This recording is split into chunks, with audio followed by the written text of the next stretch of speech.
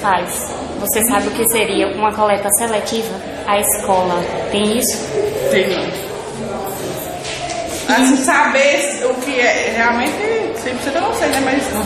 Mas tem uma ideia. Tá tendo essa sustentabilidade. Por que eles não coletam esse lixo em vez de jogar no chão? Por que eles vão lá juntando, né? Juntando. Por exemplo, aqui já teria papel, reciclagem, plástico, e aí os outros são orgânicos. Não teria como usar, né?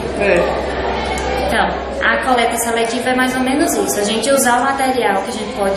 Pegar o material que a gente pode reutilizar, separar o que é orgânico, que não tem como ser reutilizado industrialmente, só em plantações ou alguma coisa assim, e diminuir as destruições que a gente está fazendo todos os dias no nosso ambiente.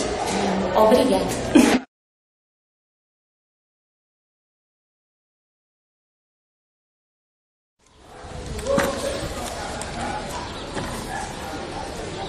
Papel, plástico, papel, ok, plástico.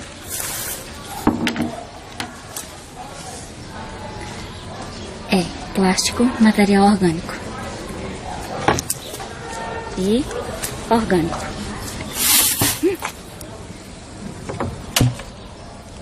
Será o que tem nesse saco? Mas ali tem papel. E aqui... de tudo um pouco.